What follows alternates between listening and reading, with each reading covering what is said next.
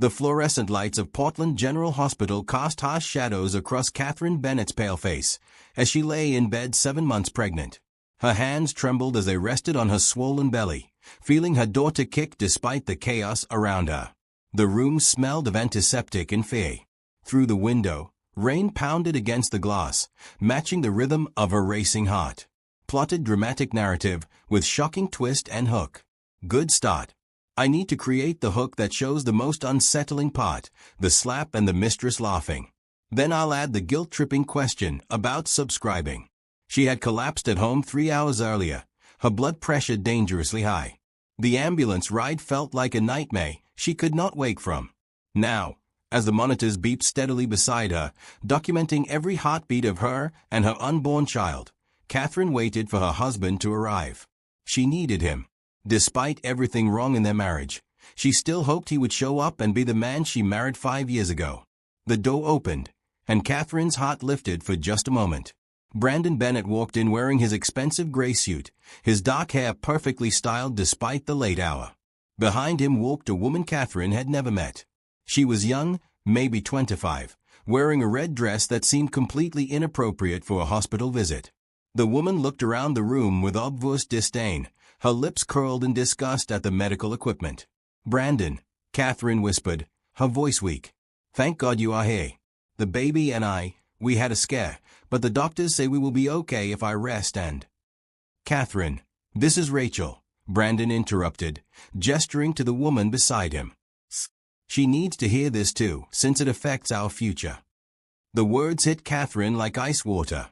"What are you talking about? Who is she?"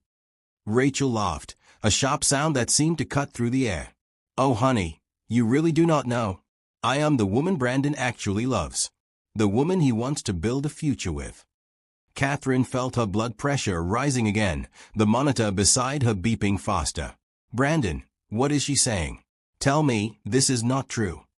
Brandon walked closer to the bed, and Catherine noticed something she had never seen before in his eyes. They were cold, empty, like looking at a stranger. "I want a divorce, Catherine. I am done pretending.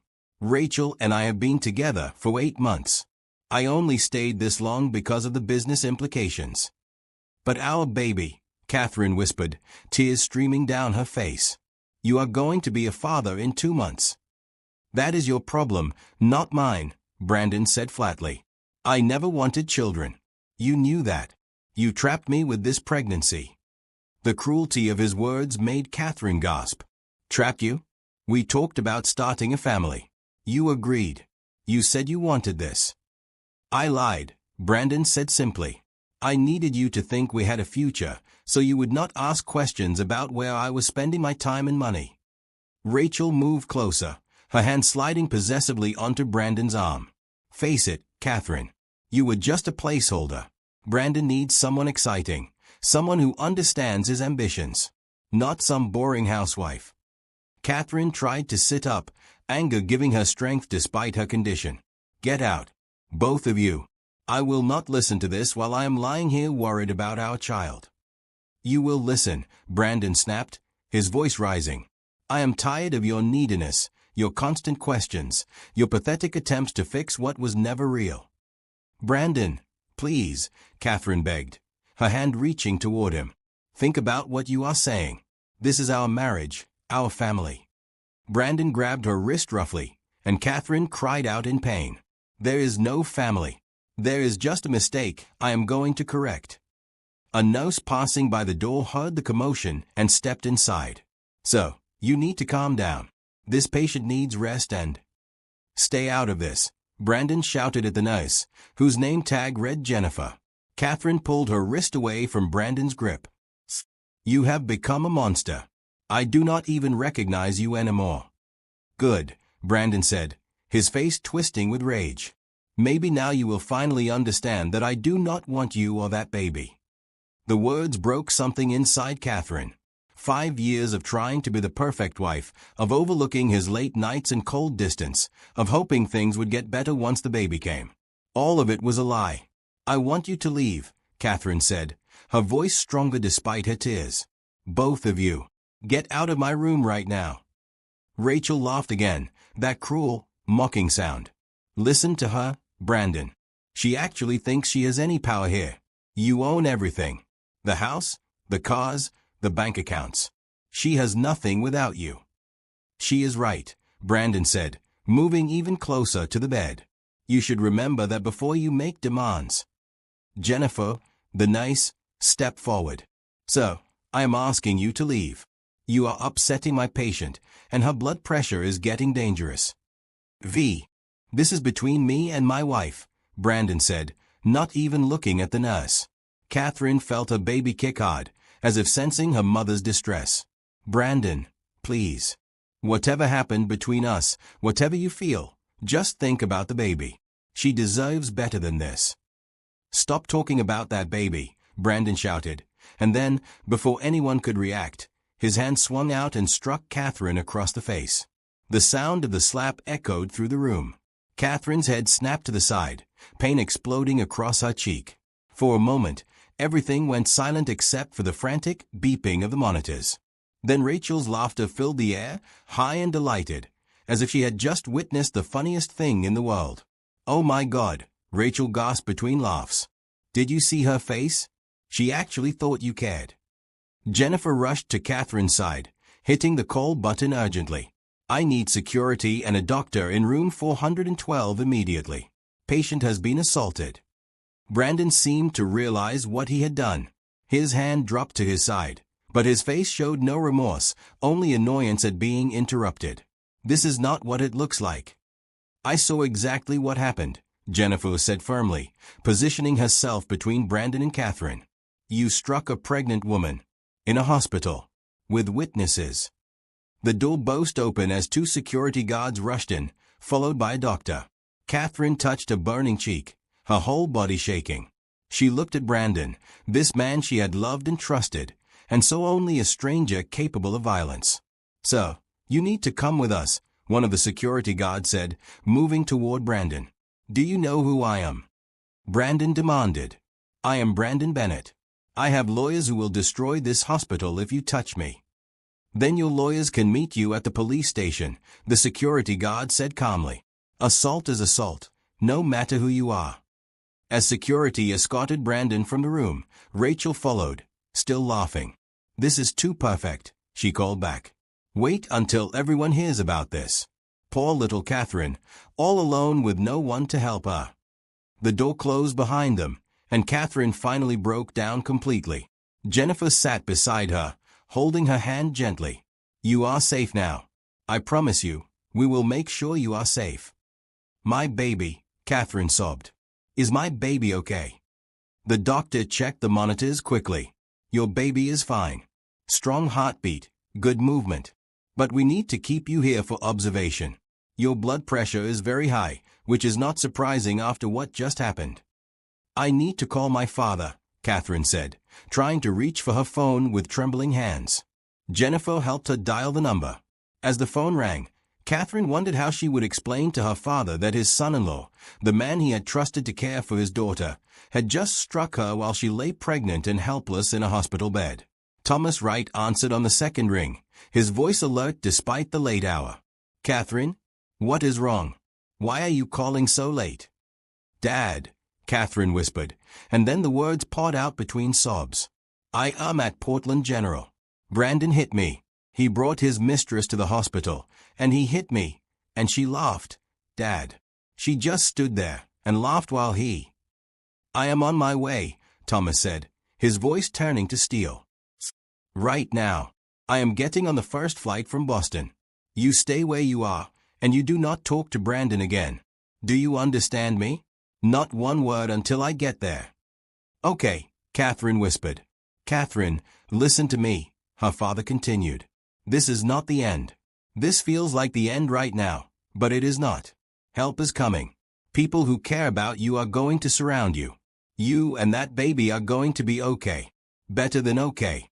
I promise you that. As Catherine hung up, Jennifer brought her a cool cloth for her face. Your father sounds like a good man. He is the best man I know, Catherine said quietly.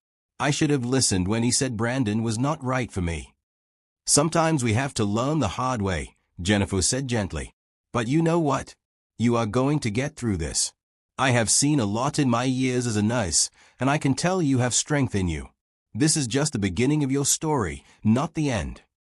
Catherine wanted to believe her, but as she lay in that hospital bed, her face aching and her heart shattered, she could not imagine how anything good could come from this nightmare. She did not know that her father's promise was about to set in motion a series of events that would not only bring justice, but also reveal the shocking truth about Brandon's empire built on lies. She could not see that the very people witnessing her worst moment would become the angels who lifted her up. And she had no idea that the ending to this horrible chapter would be far more shocking than anything she could imagine. Can you believe someone could be this cruel to their pregnant wife? What would you do in Catherine's situation? Share your thoughts in the comments below and subscribe to hear how this story unfolds. The rain continued to pound against the window as Catherine closed her eyes, holding her belly protectively. Her baby kicked again, reminding her that she was not alone. She had someone to fight for now, someone who deserved a life free from violence and cruelty. That thought, small as it was, gave her the first glimmer of strength. Thomas Wright had not slept during the entire 6-hour flight from Boston to Portland. At 62 years old, with silver hair and the commanding presence that came from building a billion-dollar manufacturing empire from nothing, he was not a man who scared easily. But the terror in his daughter's voice had shaken him to his core. He arrived at Portland General Hospital at 7 in the morning, still wearing the clothes he had thrown on when Catherine called. The receptionist tried to give him directions to Catherine's room, but Thomas already knew the way. He had visited this hospital twice before when Catherine first moved to Portland 5 years ago, back when she was happy and newly married, back before Brandon Bennett showed his true colors. Jennifer, the night shift nurse who had witnessed everything, was still there despite her shift ending. She had refused to leave until Catherine's father arrived. When she saw Thomas striding down the hallway, his face set with determination and barely controlled rage, she knew immediately who he was. "Mr. Wright," she asked, standing up from the nurse's station. "Where is my daughter?" Thomas demanded, his voice controlled but intense. "Room 412, but Mr. Wright, before you go in, I need to tell you something." Jennifer glanced around to make sure they had privacy. "I was there. I saw everything. Your son-in-law struck Catherine across the face while she was lying in that bed 7 months pregnant. His girlfriend stood there and laughed about it. I have already given my statement to the police and to hospital security. We have security camera footage from the hallway showing them entering and leaving. The walls here are thin, so we also have audio of the shouting." Thomas felt his hands clench into fists. "Where is he now? Where is Brandon?" "The police took him in for questioning last night. He made bail this morning.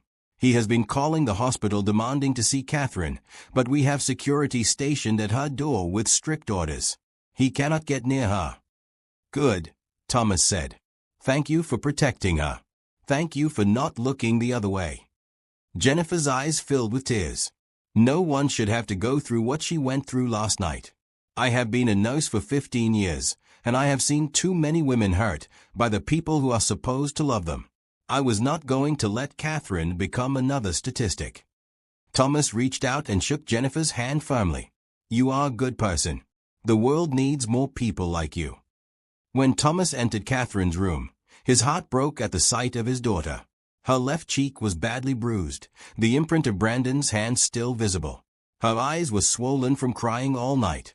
She looked small and fragile in the hospital bed, nothing like the confident young woman he had raised.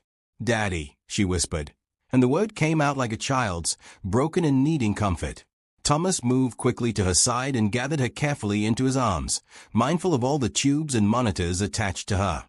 "I am here now. You are safe. I promise you, baby girl, he will never hurt you again." Catherine sobbed against his shoulder, releasing all the fear and pain she had been holding since Brandon's attack. "I was so scared. Not just for me, but for the baby. What if something had happened to her because of his anger?" "But nothing did," Thomas said firmly, pulling back to look at his daughter's face. "Your baby is fine. You are fine.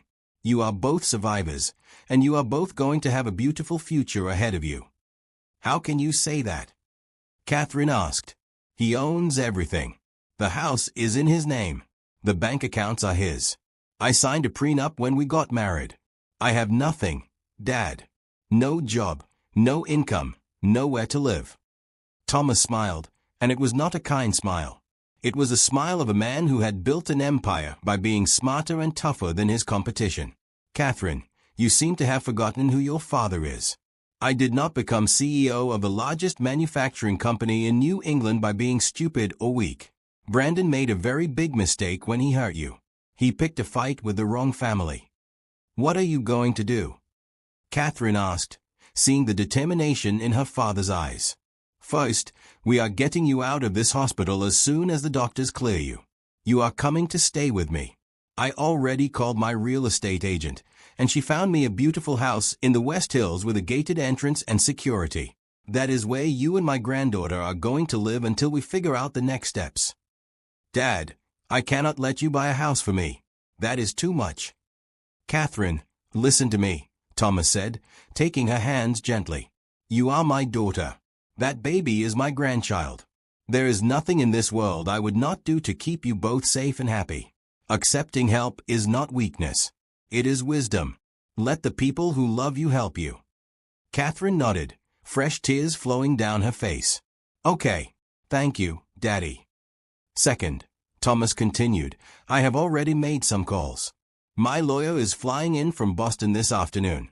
His name is Richard Patterson, and he is the best family law attorney on the East Coast. We are going to go through that prenup with a microscope. If Brandon thinks he can walk away from this marriage without consequences, he has another thing coming. A doctor entered the room, a kind-looking woman in her 50s named Dr. Rebecca Mills. Mr. Wright, I am glad you are here. Your daughter and granddaughter are both doing well, considering the trauma. Catherine's blood pressure has come down since last night, and the baby shows no signs of distress. However, I want to keep her here for another day of observation before releasing her. Whatever you think is best, Thomas said. Money is not an object. I want the best care possible for both of them. Dr. Mills smiled. She is getting the best care, I assure you. Mr. Wright, can I speak with you privately for a moment? Thomas looked at Catherine, who nodded. He followed Dr. Mills into the hallway, where Jennifer still waited. Mr. Wright, Dr. Mills began, her voice low and serious, I need you to understand something. Domestic violence often escalates. The fact that Brandon struck Catherine while she was pregnant and hospitalized suggests a complete lack of control and empathy. This was not a heat-of-the-moment accident.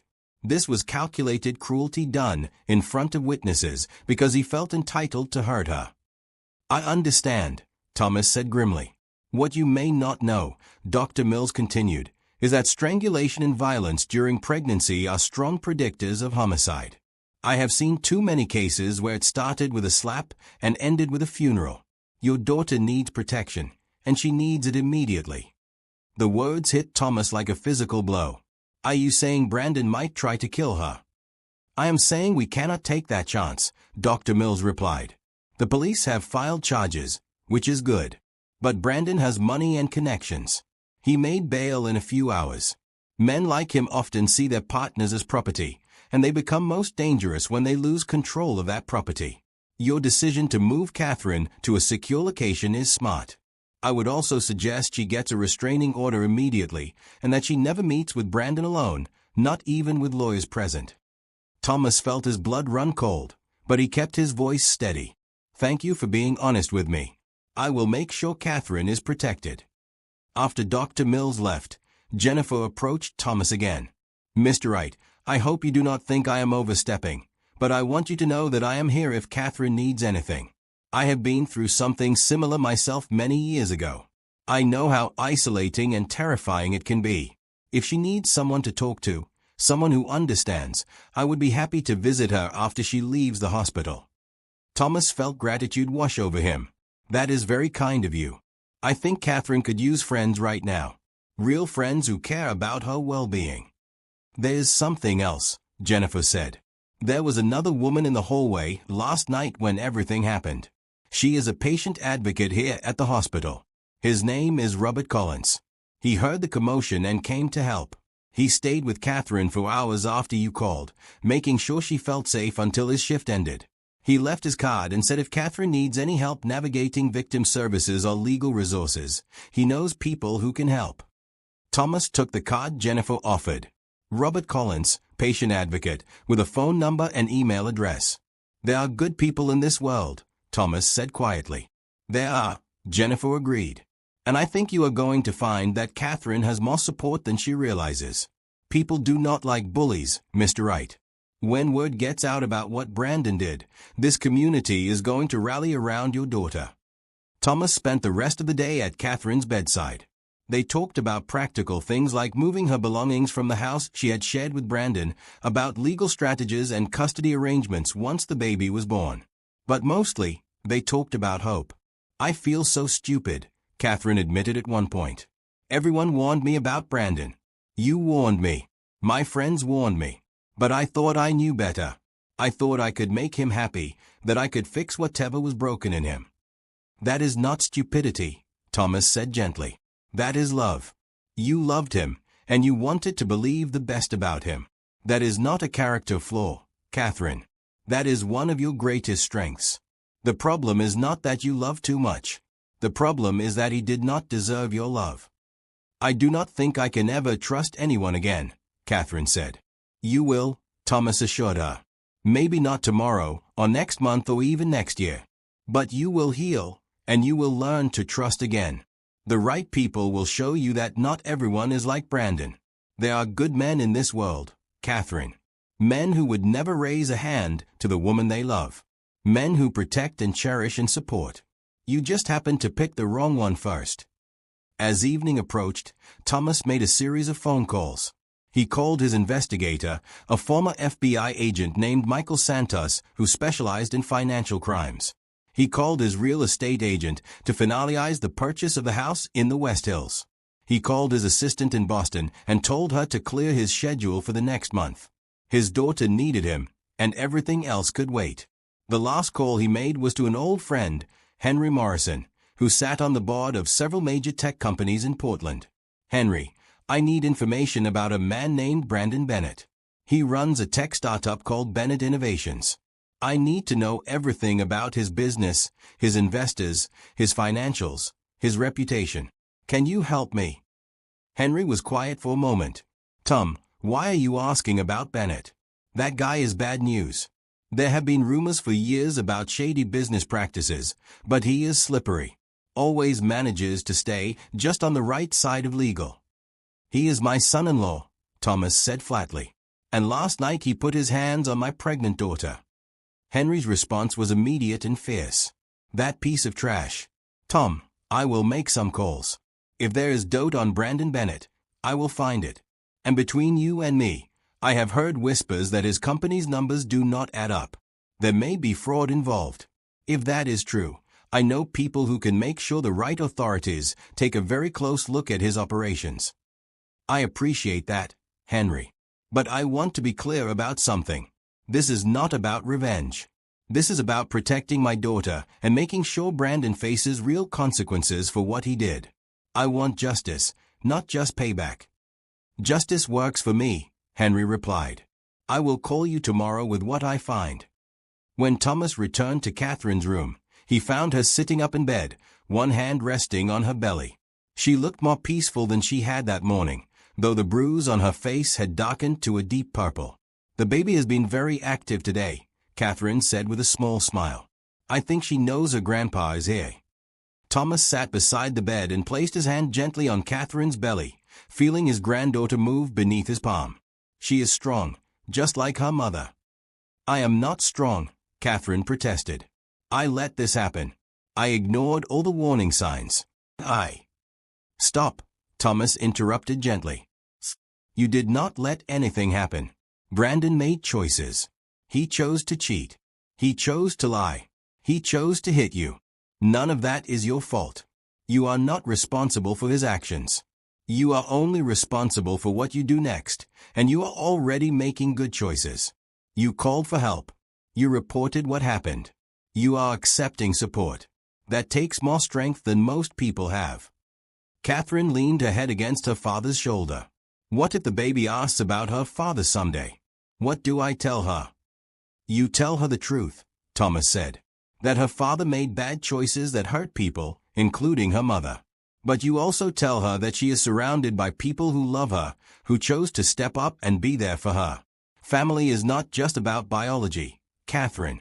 It is about who shows up when things get hard. As night fell over Portland, Thomas sat in a chair beside Catherine's bed, watching her sleep. The monitors beeped softly, tracking the heartbeats of his daughter and granddaughter. He thought about all the ways he would make sure Brandon Bennett faced consequences for his cruelty. But more than that, he thought about all the ways he would help Catherine rebuild her life into something beautiful and strong. He did not know yet about the shocking discoveries waiting to be uncovered about Brandon's business empire. He could not predict how many people would step forward to help Catherine in the coming weeks. He had no idea that the ending to this nightmare would involve twists that would stun everyone involved. But Thomas Wright was a patient man who played the long game. And he had just entered a game where the stakes were his daughter's future and his granddaughter's safety.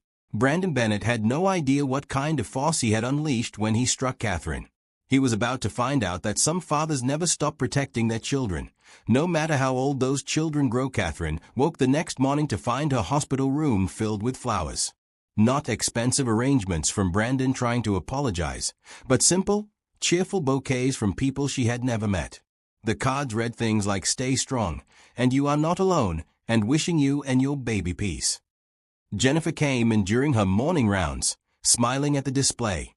Word travels fast in hospitals. A lot of the staff heard what happened. People wanted you to know they care. "I do not understand," Catherine said, tears filling her eyes again. "These people do not even know me." "They know enough," Jennifer replied, checking Catherine's blood pressure. "They know you needed help, and they wanted to give it. That is how good people respond to cruelty. They answer it with kindness." A knock at the door interrupted them. A man in his 40s entered, tall and lean with kind brown eyes. He wore khaki pants and a blue polo shirt with the hospital logo on it. "Mrs. Bennett? I am Robert Collins, the patient advocate Jennifer mentioned. I hope it is okay that I stopped by." Catherine recognized the name from the card her father had mentioned. "Please, come in. And call me Catherine." Robert approached the bed carefully, as if worried about frightening her. "I wanted to check in and see how you are doing. I also wanted to let you know about some resources that might help during this difficult time." For the next 20 minutes, Robert explained services Catherine had never known existed. There were legal aid clinics for domestic violence survivors. There were counseling services specifically designed for pregnant women experiencing trauma. There were support groups and safe housing options and financial assistance programs. "I wish I had known about all this," Catherine admitted. "I thought I had nowhere to turn." "That is what abusers count on," Robert said gently. "They isolate their victims and make them believe they are powerless. But you are not powerless, Catherine. You have options, and you have people willing to help you exercise those options." "Why are you doing this?" Catherine asked. "This goes way beyond your job description." Robert was quiet for a moment. "My sister was in a situation similar to yours 10 years ago. Her husband hit her when she was pregnant with their second child. She did not know where to turn for help. She felt trapped and alone. By the time she found the courage to leave, he had broken 3 of her ribs and given her a concussion. She survived, but she always said the hardest part was not the physical injuries. It was feeling like she had no support, like she had to face it all alone." "I am so sorry," Catherine whispered. "She is okay now," Robert assured her. "She rebuilt her life. She is happily remarried to a man who treats her with respect and love. Her kids are thriving. But I swore after watching what she went through that I would help other women in similar situations any way I could. So when I heard what happened to you, I knew I had to reach out." Thomas entered the room then, carrying coffee and a bag of croissants from the bakery across the street. He sized up Robert immediately, his protective instincts on high alert. "Dad, this is Robert Collins," Catherine introduced them. "He is a patient advocate here. He has been helping me understand what resources are available." Thomas shook Robert's hand, and some of his wariness eased at the genuine kindness in the younger man's eyes. "Thank you for looking out for my daughter." "It is my honor," Robert replied simply. They were interrupted by another knock. A young woman in a white coat entered, looking nervous. Her name tag identified her as Dr. Christine Shaw, a resident in the emergency department. "I hope I am not intruding," she said softly. "I am one of the residents who was on call when you came in. I heard about what happened, and I wanted to talk to you if you are comfortable with that." Catherine nodded, curious about what this young doctor wanted to say. Christine moved closer, and Catherine noticed a small scar on her left cheekbone, faded but still visible. 6 years ago, I was in a hospital bed just like this one. My boyfriend at the time hit me in front of his friends at a party. Everyone saw it happen, but no one helped. They just looked away. I felt so ashamed and alone." The room went silent. Christine continued, her voice growing stronger. "I wanted you to know that what happened to you is not your fault. The shame belongs to Brandon, not to you. And I wanted you to know that you can survive this and build an incredible life afterwards. I finished medical school. I am engaged to a wonderful man who would never hurt me. I volunteer at a shelter helping other survivors. The violence you experienced does not define you, Catherine. How you move forward defines you." Catherine was crying openly now. "Thank you for sharing that. I cannot imagine how hard it was to come here and tell me your story." "It was easy," Christine said with a smile, "because I remember how desperately I needed hope when I was where you are now. I needed someone to tell me that life could be good again. So I am telling you that. Your life is going to be good again, Catherine. Better than good. You are going to be happy and safe and loved. I promise you that." After Christine left, Catherine looked at her father with wonder. "Did you arrange all this? These people showing up to help me?" Thomas shook his head. "I did not arrange anything. These are just good people who heard about someone in pain and wanted to help. This is what humanity looks like when it is not broken by selfishness and cruelty." Jennifer came back into the room with a clipboard. "Dr. Mills wants to do one more check, and if everything looks good, she is going to discharge you this afternoon. Your blood pressure is stable, and the baby is doing great." "That is wonderful news," Thomas said. "The house is ready. I had movers bring some of Catherine's belongings from her old place while Brandon was at work today. I made sure to get all the important things like documents, photos, and her mother's jewelry." Catherine gasped. "You went into the house?" "I had every legal right to be there," Thomas said firmly. "Brandon's lawyer called and threatened to have me arrested, but my lawyer reminded him that Catherine is still legally married to Brandon and has every right to her personal property. They backed down quickly after that." Robert cleared his throat. "If I can make a suggestion, you should document everything from this point forward. Take photos of any bruises or injuries. Save all threatening messages or emails. Keep a journal of every interaction with Brandon. It will all help if this goes to court." "It is definitely going to court," Thomas said. "Both criminal and civil. Brandon is going to learn that actions have consequences." A hospital volunteer knocked and entered with a large basket. This just arrived for Catherine Bennett. Jennifer took the basket and read the card attached. Her face darkened. "It is from Brandon. It says he is sorry and wants to talk." "Throw it away," Catherine said immediately. "I do not want anything from him." "Good instinct," Robert said approvingly. "Do not accept any gifts or contact from him. If he tries to reach out, document it and report it to the police. Every violation can be used to strengthen the restraining order." Thomas looked at the basket with disgust. He thinks he can buy forgiveness with flowers and chocolates. He has no idea how this works. Dr. Mills entered then with good news. Catherine's latest tests were perfect, and she was cleared to leave. "But I want you on bed rest for the next week," the doctor instructed. "Your body has been through a trauma. Your baby needs you to take it easy." "I will make sure she does," Thomas promised. As they prepared to leave the hospital, Jennifer pulled Thomas aside. "I work 4 nights a week. If Catherine ever needs anything, or if she just wants company, have her call me. I mean that." "You have already done so much," Thomas said. "I have not done nearly enough," Jennifer replied. "But I plan to. Catherine does not know it yet, but she is about to have a whole army of people looking out for her. That is what happens when good people see injustice. They do not look away."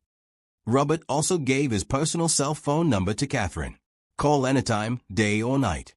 If you need help with legal paperwork, if you need someone to go to court with you, if you just need to talk to someone who understands what you are going through, I am here. As Thomas helped Catherine into his rental car, she looked back at the hospital entrance where Jennifer and Robert stood waving. I came here feeling like my life was over. I am leaving with more hope than I have felt in years. That is just the beginning, Thomas said, starting the car. You are about to see just how many good people exist in this world. And you are going to learn that accepting help from kind people is not weakness. It is wisdom. The drive to the new house took 30 minutes through Portland's tree-lined streets. When they pulled up to the gated entrance, Catherine gasped. The house was beautiful, a craftsman-style home with a wide front porch and a garden full of roses. The gate had a security keypad, and Thomas explained that only approved visitors would be allowed through. Inside, the house was warm and welcoming. The furniture Thomas had chosen was comfortable without being fancy. The nursery had already been set up with a white crib, a rocking chair, and soft yellow walls. Someone had even hung curtains with tiny elephants on them. Dad, this is too much, Catherine protested, tears flowing again. It is not nearly enough, Thomas replied. But it is a start. This is your home now, Catherine. Yours and my granddaughter's. A place where you are safe and loved. No one can hurt you here. Catherine walked through the house, touching the furniture, looking at the view of the city from the back windows. In the kitchen, she found the refrigerator already stocked with healthy food. A welcome basket sat on the counter with a note from the real estate agent wishing her peace and happiness in her new home. How did you do all this in less than 24 hours? Catherine asked in amazement. Thomas smiled. I made phone calls. I asked people for help. And every single person I called said yes without hesitation. Your story touched people, Catherine. They wanted to be part of helping you start over. That evening, as Catherine rested in her new bedroom, she heard the doorbell ring. Thomas answered it and came back with a stack of cards and letters. These were left at the gate. They are from neighbors welcoming you to the area. Catherine read through them, crying at the kindness of strangers. One couple offered to help with babysitting once the baby arrived. Another family invited Catherine to join their weekly book club. An elderly woman wrote that she had been through something similar 50 years ago and wanted Catherine to know that life does get better. There are so many good people, Catherine whispered. There are, Thomas agreed. You just spent 5 years married to someone who made you forget that. But these people are going to remind you. Every day, you are going to be reminded that kindness is more powerful than cruelty. That love is stronger than hate. That you are not alone. As Catherine drifted off to sleep that night, she thought about Jennifer and Robert and Christine and all the other people who had shown up just when she needed them most. She thought about her father, who had dropped everything to fly across the country and protect her. She thought about her baby girl, growing inside her, unaware of the darkness her mother had survived. And for the first time since Brandon struck her, Catherine felt something she had not expected to feel so soon. She felt hope. What do you think about all these strangers helping Catherine? Would you step up to help someone in her situation? Leave a comment and do not forget to subscribe for the next chapters where we see justice unfold. The morning after Catherine moved into her new home, Thomas received a call from Michael Santos, his private investigator. They agreed to meet at a quiet coffee shop in downtown Portland, away from anyone who might overhear their conversation. Michael was a stocky man in his 50s with gray hair and sharp eyes that missed nothing. He had spent 20 years with the FBI's Financial Crimes Unit before retiring to start his own investigation firm. Thomas trusted him completely. I have been digging into Brandon Bennett for the past 2 days, Michael said, sliding a thick folder across the table. Tom, this guy is dirty. Very dirty. Thomas opened the folder and began reading. What he found made his blood boil. Brandon's company, Bennett Innovations, claimed to be worth $25 million. But Michael's investigation revealed a different story. He has been cooking the books for at least 3 years, Michael explained, keeping his voice low. He inflates his revenue numbers to attract investors, then uses their money to fund his lifestyle instead of growing the business. The company is actually losing money. A lot of money. How has he gotten away with it?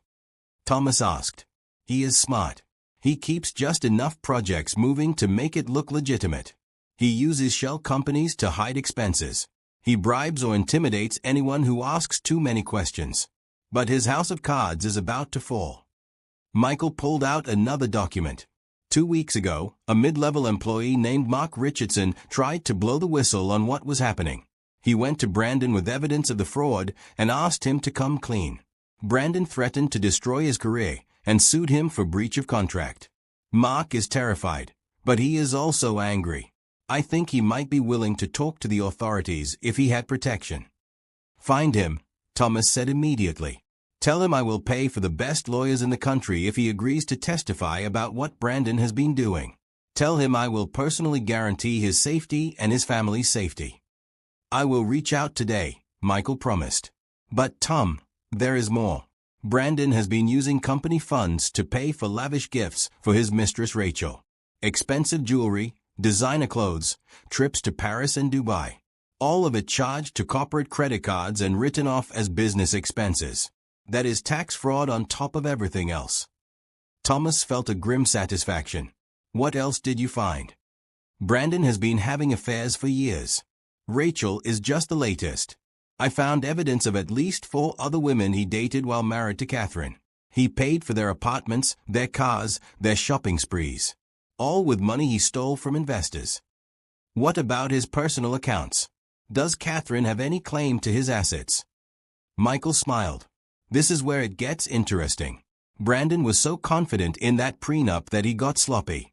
He has a secret bank account in the Cayman Islands with about $3 million in it. Money he skimmed from the business over the years. He did not declare it on any of his tax returns, and he certainly did not list it in the prenup. If Catherine's lawyers can prove that account exists, the prenup might be thrown out entirely because Brandon failed to provide full financial disclosure when they got married. Thomas sat back in his chair, processing all this information. Can you prove all of this? I can prove most of it with the documents I already have, Michael replied. But if Mark Richardson agrees to testify, we can prove all of it. Brandon is going to jail, Tom. Maybe not tomorrow or next month, but it is coming. The only question is how many people he takes down with him. I want to meet with Mark, Thomas said. Today if possible. Michael made a phone call, speaking in low tones for a few minutes. When he hung up, he nodded. Mark will meet with us this afternoon at his apartment. He is scared, but he is ready to do the right thing. That afternoon, Thomas and Michael drove to a modest apartment complex in southeast Portland. Mark Richardson answered the door on the first knock, looking like a man who had not slept in days. He was in his early 30s, thin and nervous, with dark circles under his eyes. Mr. Wright, thank you for coming, Mark said, ushering them inside. I do not know if I can help, but I am willing to try. They sat in Mark's small living room. Photos on the wall showed Mark with a pretty blonde woman and 2 young children. That is my wife Amy and our kids, Mark said, noticing Thomas looking at the photos. They are staying with Amy's parents right now. I sent them away because I am afraid of what Brandon might do. Tell me everything, Thomas said gently. Start from the beginning. Mark took a deep breath. I have worked for Bennett Innovations for 4 years. I am the head of accounting. For the first year, everything seemed normal. But then I started noticing discrepancies. Money going out that did not match any projects. Expenses being charged to clients that those clients never approved. I mentioned it to Brandon, and he told me to mind my own business. But you kept digging, Michael prompted. I did, Mark admitted. Because I knew if the IRS ever audited us, I would be the one going to jail. So I started keeping my own records, copying documents, tracking every questionable transaction. Over 3 years, I compiled proof of at least $8 million in fraud. Thomas leaned forward. $8 million. Mark nodded miserably. Brandon has been stealing from investors, clients, even from employee pension funds. He takes the money, runs it through shell companies, then uses it to fund his lifestyle. The company is basically bankrupt, but he keeps attracting new investors by lying about our growth and revenue. Why did you wait so long to report this? Thomas asked. I was scared, Mark said honestly. Brandon has connections. He knows people in law enforcement, in the business community. I have a family to support. If I got fired and blacklisted, I would not be able to find another job in this city. But then he hit your daughter, and I realized I could not stay silent anymore. A man who would hit his pregnant wife is capable of anything." Thomas felt a surge of respect for this frightened man willing to risk everything to do the right thing. "Mark, I am going to help you. I am going to hire the best lawyers money can buy to protect you and your family. I am going to make sure you have a job waiting for you after this is over, a good job with my company if you want it. And I am going to make sure Brandon pays for every crime he has committed." Mark's eyes filled with tears. "Why would you do that for me? You do not even know me." "Because you are doing the right thing," Thomas said simply. "And because people who do the right thing deserve to be protected, not punished. Will you testify about what you know?" "Yes," Mark said without hesitation. "I will testify. I will give you every document I have. Whatever it takes to stop Brandon from hurting anyone else." Over the next 3 hours, Mark showed Thomas and Michael everything he had compiled. Bank statements, emails, contracts, invoices, all of it painting a clear picture of Brandon's fraud. Michael photographed every document, while Thomas called his lawyer Richard Patterson and arranged an emergency meeting with federal prosecutors. As they were leaving, Mark's wife Amy returned with the children. She looked terrified when she saw strangers in her home, but Mark quickly explained who they were. "Mrs. Richardson," Thomas said gently, "I know you are scared. But your husband is a hero. What he is doing is going to protect a lot of people from being hurt by Brandon Bennett. I want you to know that I am going to make sure your family is taken care of during this process." Amy looked at her husband, then back at Thomas. "Will you really protect us? Brandon is a powerful man with powerful friends." "I am more powerful than Brandon," Thomas said calmly. "And I have more friends. You have my word that no harm will come to your family. You are going to be safe." After leaving the Richardsons' apartment, Thomas felt energized despite the heavy subject matter. "We have him," he said to Michael. "With Mark's testimony and these documents, Brandon is finished." "The wheels of justice turn slowly," Michael warned. "It could take months or even years before he goes to trial." "I can be patient," Thomas replied. "What matters is that Catherine knows justice is coming. She needs to know that Brandon will not walk away from this unpunished." That evening, Thomas sat down with Catherine and explained everything he had learned. He was careful not to overwhelm her with details, but he wanted her to know that people were fighting for her. "A man named Mark Richardson is risking everything to expose Brandon's crimes," Thomas told her. "He did not have to do this. He could have kept his head down and protected his job. But when he heard what Brandon did to you, he decided he could not stay silent anymore." Catherine was quiet for a long moment. "I want to meet him," she finally said. "I want to thank him for his courage." "I will arrange it," Thomas promised. "But Catherine, I need you to understand something. This is going to get ugly before it gets better. Brandon is going to fight back. He is going to try to discredit you and Mark and anyone else who stands against him. It is going to be hard."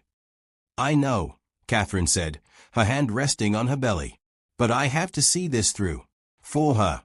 I need my daughter to grow up knowing that bad actions have consequences. That you do not just get away with hurting people because you have money and power." Thomas squeezed her hand. "That is exactly the lesson she is going to learn. And she is going to learn it because she has a mother who is strong enough to stand up to a bully, even when it is scary." The next day brought more unexpected kindness. A local law firm called Catherine and offered to represent her in the divorce proceedings free of charge. The senior partner, a woman named Susan Miller, explained that she had built her career representing domestic violence survivors and wanted to help. "I heard about your case from a colleague," Susan said when she met with Catherine and Thomas. "What Brandon did was unconscious. The fact that he brought his mistress to the hospital and struck you in front of witnesses shows a level of entitlement and cruelty that needs to be addressed. I want to help you make sure he faces full consequences." Susan was in her 50s with short red hair and a no-nonsense attitude. She spent 3 hours going over the prenup with Catherine, asking questions about Brandon's assets and behavior during their marriage. "This prenup is poorly written," Susan said with satisfaction. "Brandon's lawyers were arrogant. They assumed you would never challenge it. But there are several clauses that can be contested, especially if we can prove he committed fraud by hiding assets. Michael Santos found a bank account in the Cayman Islands with $3 million, Thomas interjected. Brandon never disclosed it. Susan's eyes lit up. That changes everything. If we can prove that account exists and that Brandon hid it during the prenup negotiations, we can argue the entire agreement was signed under false pretenses. That would mean Catherine is entitled to half of everything, not just the token amount specified in the prenup. How long will this take? Catherine asked. Months, maybe a year, Susan admitted. But we are going to win. I have been doing this for 25 years, and I can tell you that judges do not look kindly on men who hit their pregnant wives and then try to hide millions of dollars in secret accounts. Brandon is going to regret every choice he has made. As they left Susan's office, Catherine felt something she had not felt in years. She felt powerful, not because of money or influence, but because good people were standing beside her, lending her their strength and expertise. That afternoon, Catherine received a surprise visitor. Robert Collins, the patient advocate from the hospital, stopped by with a gift bag. I hope it is okay that I came by, Robert said. Jennifer gave me the address. I wanted to bring you something. Inside the bag was a leather-bound journal with a note attached. For documenting your journey. You are going to want to remember this someday when you are on the other side of it. Catherine hugged the journal to her chest. Thank you. This means so much. I also wanted to tell you something, Robert said. I mentioned your situation to my sister, the one I told you about who survived domestic violence. She wants to meet you if you are comfortable with that. She runs a support group for survivors and thinks you might benefit from connecting with other women who understand what you are going through. I would like that, Catherine said. I feel so isolated sometimes. Like no one could possibly understand what I am feeling. There are dozens of women in this city who understand exactly what you are feeling, Robert assured her. And they all want you to know you are not alone. The group meets every Thursday evening. I can give you the address if you want to attend. Catherine took the address gratefully. Robert, why are you doing all this? You barely know me. Robert smiled. Because I know what it is like to watch someone you love struggle through something like this. And I know how much difference it makes when people show up and offer help. You do not have to face this alone, Catherine. None of us do. We are all just people helping each other get through hard times. After Robert left, Catherine sat in her new living room and looked at the journal he had given her. She opened to the first page and began to write. Today I learned that the world has more good people in it than I ever realized. Strangers are becoming friends. People I have never met are fighting for me. My father flew across the country to protect me. A man named Mark is risking his career to expose the truth about Brandon. A lawyer named Susan is fighting for my rights. A nurse named Jennifer keeps checking on me even though I am no longer her patient. And a patient advocate named Robert keeps showing up with kindness I did not know I needed. I do not know how this story ends yet. I do not know if Brandon will face real justice, or if he will find a way to escape consequences like he always has before. But I know one thing for certain. I am not alone. I am loved. I am supported. And I am going to be okay. As she finished writing, Catherine felt her baby kick strongly, as if agreeing with every word. Catherine woke up in her new home to the sound of rain pattering against the windows. For a moment, she forgot where she was. Then she remembered. She was safe. She was in the house her father had found for her, protected by security gates and surrounded by people who cared about her well-being. She lay in bed for a few minutes, one hand resting on her belly, feeling her daughter move. The baby was active this morning, stretching and kicking as if eager to enter the world. Only 7 more weeks until her due date, 7 more weeks to prepare for single motherhood. The thought should have terrified her, but instead, Catherine felt strangely calm. Yes, her life had fallen apart in the most public and painful way possible. Yes, she was facing an uncertain future as a single mother with legal battles ahead. But she was alive. Her baby was healthy. And she had more support than she ever imagined possible. A gentle knock on her bedroom door interrupted her thoughts. Catherine, are you awake? Her father's voice called softly. Come in, Dad. Thomas entered carrying a tray with breakfast, scrambled eggs, whole wheat toast, fresh fruit, and herbal tea. "I thought you might be hungry. Dr. Mills said you need to eat well for the baby." Catherine sat up carefully, accepting the tray with gratitude. "You do not have to wait on me like this. I can make my own breakfast." "I know you can," Thomas said, sitting in the chair beside her bed. "But you are on bed rest for another few days, and I like taking care of you. Humor your old father." As Catherine ate, Thomas filled her in on the latest developments. Mark Richardson has officially agreed to cooperate with federal investigators. They are opening a criminal investigation into Brandon's business practices. Susan Miller filed divorce papers yesterday, along with an emergency restraining order that was immediately granted. Brandon is not allowed within 500 feet of you or this house. How did he react? Catherine asked nervously. Badly, Thomas admitted. He showed up at Susan's office, screaming about his rights and threatening to sue everyone involved. Susan had security escort him out and filed a report with the police documenting his threatening behavior. Every time he acts out, he makes our case stronger. "I keep thinking about Rachel," Catherine said quietly. "I wonder if she understands that she is going to be next. Brandon does not love her. He is incapable of loving anyone but himself. Once I am gone and the money is gone, he will turn on her too." "Some people have to learn lessons the hard way," Thomas replied. "But that is not your concern. Your only concern is healing and preparing for that beautiful granddaughter of mine." After breakfast, Thomas helped Catherine down to the living room, where she could look out at the garden and the city beyond. The house felt peaceful despite the rain, warm and safe in a way Catherine's old home with Brandon had never felt. The doorbell rang, and Thomas went to answer it. He returned with Jennifer, the nurse from the hospital, who was carrying a large casserole dish. "I hope it is okay that I stopped by," Jennifer said warmly. "I made too much lasagna last night and thought you might enjoy some. It freezes well, so you can save it for after the baby comes when you are too tired to cook." Catherine felt tears prick her eyes at this simple kindness. "Thank you so much. You did not have to do this." "I wanted to," Jennifer said simply. She sat down on the couch across from Catherine. "How are you feeling? Any pain or discomfort?" They talked for a while about Catherine's health, about her baby, about the upcoming delivery. Jennifer shared stories from her years as a labor and delivery nurse, funny anecdotes that made Catherine laugh for the first time in days. "I also wanted to tell you something," Jennifer said, her tone becoming more serious. "I talked to my supervisor about your case. She was so moved by what happened that she spoke to the hospital board. They are implementing new protocols for identifying and protecting domestic violence victims who come through our doors. Your situation, as terrible as it was, is going to help other women get the support they need." Catherine did not know what to say. Something good was coming from her pain.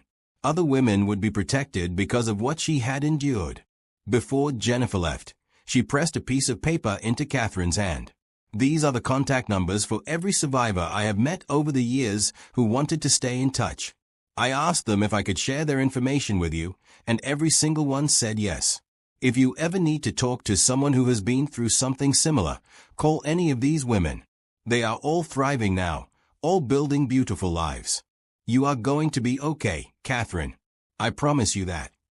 After Jennifer left, Catherine looked at the list of names and phone numbers. 12 women, 12 survivors, 12 people who understood her pain and had chosen to extend kindness to a stranger. The doorbell rang again.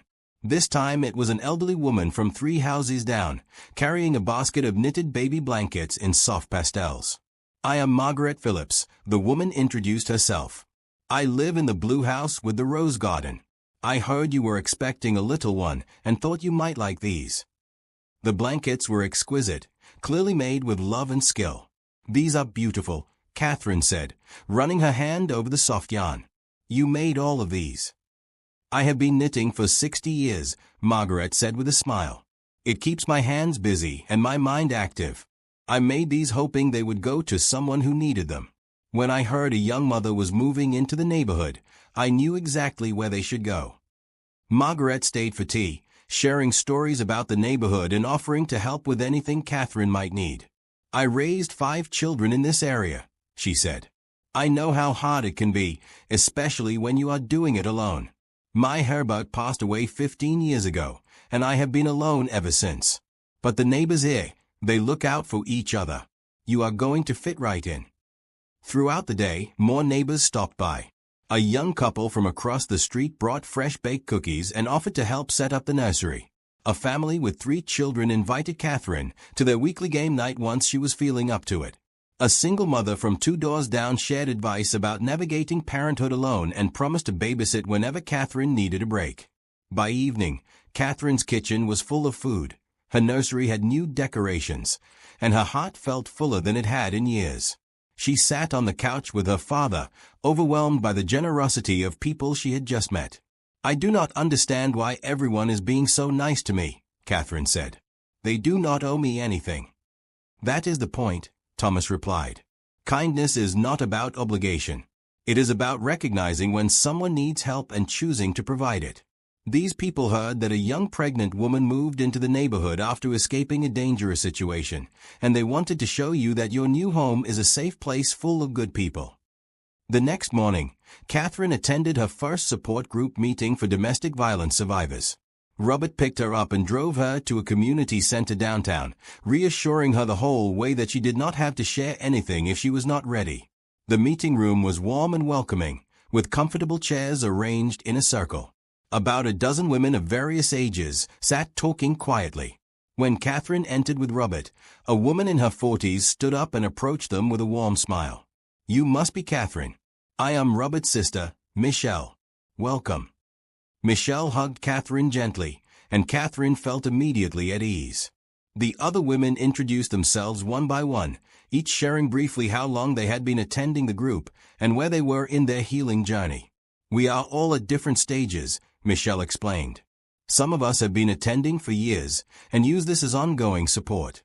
Others are newer, still processing what happened. There are no rules here except respect and confidentiality. Whatever is shared in this room stays in this room. As the meeting progressed, Catherine listened to the other women share their stories. Some had experienced physical violence like she had. Others had endured emotional and financial abuse. All of them understood the fear, the shame, the confusion that came with loving someone who hurt you. When it was Catherine's turn to speak, she found the words flowing more easily than she expected. My husband hit me in the hospital while I was pregnant. His girlfriend laughed while it happened. For years, I ignored warning signs because I wanted to believe he loved me. Now I am living in a new house, preparing to have a baby alone, and trying to figure out who I am without him. You are a survivor, one of the other women said firmly. You are stronger than you think. Another woman added, the fact that you are here, that you left, that you reported what happened means you are already winning. So many women never make it this far. Michelle shared her own story of surviving abuse and rebuilding her life. It took me 3 years to stop jumping every time I heard a loud noise. It took 5 years before I could trust someone enough to date again. But I did heal. I did learn to feel safe again. And now I run this group to help other women know they can heal too. After the meeting, several women exchanged phone numbers with Catherine, offering to be available if she ever needed to talk. One woman, a lawyer named Patricia who had survived abuse from her ex-husband, offered to review any legal documents Catherine needed help understanding. Lawyers like to use complicated language, Patricia said. But you deserve to understand every word of what you are signing. Call me anytime. As Robert drove Catherine home, she felt lighter than she had in weeks. Thank you for bringing me, she told him.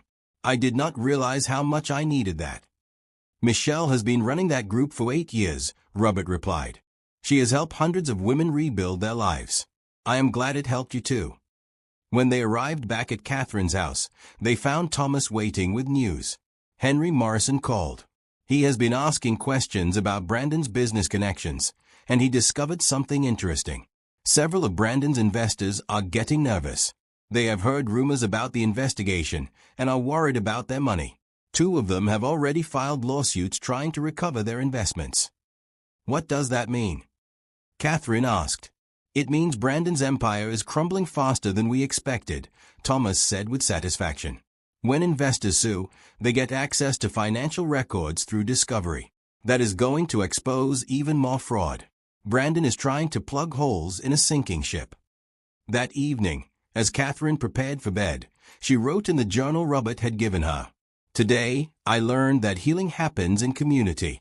I met a dozen women who have walked the path I am walking now, and they all made it through to the other side. They are happy, healthy, thriving. If they can do it, maybe I can too. I also learned that accepting help is not a weakness. When people offer kindness, saying yes is the brave thing to do. I used to think I had to handle everything alone, that asking for help meant I was failing. But now I see that we are all meant to help each other. That is how humanity is supposed to work. My new neighborhood is full of angels. People who bring food and blankets and friendship without expecting anything in return. People who just want to help because helping is the right thing to do. Brandon is losing everything right now. His business, his reputation, his freedom.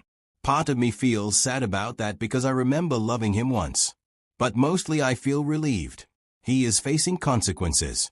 Justice is happening. And I am safe." Catherine closed the journal and placed it on her nightstand. Through the window, she could see the lights of Portland twinkling in the distance. Somewhere out there, Brandon was probably raging about his crumbling empire, about the legal battles he was losing, about the consequences he could no longer escape. But here in this house, Catherine was at peace. She was surrounded by people who cared about her. She was building a new life for herself and her daughter. She was discovering strength she never knew she had. And she was beginning to believe that everything was going to be okay. Brandon Bennett sat in his expensive downtown Portland condo, staring at his phone as it rang for the 20th time that morning. Investors, lawyers, business partners, all of them demanding answers he did not want to give. The walls were closing in, and for the first time in his life, Brandon felt powerless. It had been 3 weeks since he hit Catherine in the hospital. 3 weeks since his carefully constructed life began to fall apart. The criminal charges were bad enough, but the investigation into his business was catastrophic. Federal agents had shown up at Bennett Innovations with a warrant, seizing computers and files while his employees watched in horror. Several key clients had immediately pulled their contracts. The local business press was running stories with headlines like "Tech Executive Charged with Assault" and "Bennett Innovations Under Federal Investigation for Fraud." Rachel was no help. She had moved out of the condo 2 days ago after another screaming argument about money. "I did not sign up for this," she had said, tossing designer clothes into a suitcase. "I thought you were rich. I thought we were going to have an amazing life together. But you are broke and about to go to jail. I am not sticking around for that." Brandon had watched her leave, without trying to stop her. What was the point? She never loved him. She loved his money, and now that was gone. His phone buzzed with a text from his lawyer. "Need to talk ASAP. Major development." Brandon called back immediately. "What now?" "Mark Richardson is cooperating with federal investigators," his lawyer said bluntly. "He has been providing them with documents proving you have been cooking the books for 3 years. Brandon, this is serious. They have evidence of mail fraud, wire fraud, tax evasion, investor fraud. You are looking at 20 years minimum if convicted." Brandon felt his chest tighten. "Mark is lying. He has a grudge against me. His testimony will not hold up. He has documents, Brandon. Emails you sent. Bank statements. Invoices. He has been building a case against you for years. The prosecutors love him. He is credible, detailed, and he has proof of everything he is claiming." "Then make him go away," Brandon snarled. "Discredit him. Find dote on him. Do whatever it takes." "I cannot make evidence disappear," his lawyer said carefully. "And threatening a federal witness is a crime. You need to accept that this is happening and start thinking about your options." "What options?" "You are supposed to be the best criminal defense attorney in Portland." "I am," his lawyer replied. "And I am telling you that the best option right now might be a plea deal. Cooperate with investigators, admit to some of the charges, and maybe we can get the sentence down to 5 or 7 years. "I am not going to prison," Brandon said flatly. "Find another way." After he hung up, Brandon poured himself a drink despite the fact it was only 10 in the morning. He thought about Catherine, about how easy his life had been before she started asking questions and making demands. If she had just stayed quiet and played her role, none of this would be happening. His phone rang again. This time it was his business partner, James Chen, who had invested $2 million in Bennett Innovations 3 years ago. "Brandon, what the hell is going on?" James demanded. "Federal agents showed up at my house asking questions about my investment. They want to know if I was aware of fraud. Are you dragging me down with you?" "No one is going down," Brandon said, trying to sound confident. "This is just a misunderstanding. The investigation will clear everything up." "Do not lie to me," James snapped. "I talked to Mark Richardson. He told me everything. You have been stealing from investors for years, using our money to fund your lifestyle while the company lost money. Do you have any idea what you have done? I put my children's college fund into your company because I trusted you." "I will make it right," Brandon said weakly. "You cannot make it right. The company is worthless. My $2 million is gone. And now I am probably going to be investigated too, because I was stupid enough to believe your lies. I am suing you, Brandon. I am going to get back every penny I can, even if it means taking your condo and your car and everything else you own." James hung up without another word. Brandon threw his phone across the room, watching it shatter against the wall. Everything was falling apart. Everything he had built was crumbling. Meanwhile, across town in Thomas Wright's new Portland office, a different kind of meeting was taking place. Thomas had brought together a group of Brandon's former investors, all of them furious about what they had learned. James Chen was there, along with 3 other men who had each invested between $1 and $3 million in Bennett Innovations. "Gentlemen," Thomas began, "thank you for coming. I know you are all angry about what Brandon has done. I am angry too, though for different reasons. He hurt my daughter, and now I am learning he has hurt many other people as well. We trusted him," one of the investors said bitterly. "He showed us projections and revenue reports. He talked about expansion plans and going public. It was all lies." "It was all lies," Thomas agreed. "But here is the good news. Mark Richardson has provided evidence that will likely result in criminal convictions. That means you have grounds for civil lawsuits against Brandon. And more importantly, it means any prenuptial agreement he signed is potentially invalid because he failed to provide accurate financial disclosures." "What does that have to do with us?" James asked. "It means that in the divorce, my daughter Catherine may be entitled to half of everything Brandon owns," Thomas explained. "But I am not interested in taking money that rightfully belongs to you. So here is what I propose. We work together. We share information. We coordinate our legal strategies. And when we recover assets from Brandon, we make sure the money goes to the people he stole it from." The investors looked at each other, surprised by this offer. "You would give up your daughter's claim to help us?" one of them asked. "Catherine never wanted Brandon's money," Thomas replied. "She wants justice. She wants him to face consequences. And she wants to make sure other people he hurt get made whole. That is the kind of person my daughter is." James Chen spoke up. "Mr. Wright, I owe you an apology. When Brandon first told me about Catherine, he made her sound like a gold digger who trapped him with a pregnancy. I believed him. I thought she was after his money." "Brandon is good at lies," Thomas said without anger. "He convinced a lot of people of a lot of things.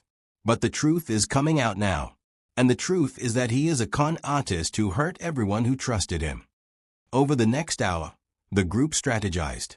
They would pool their resources to hire the best forensic accountants to trace where their money had gone.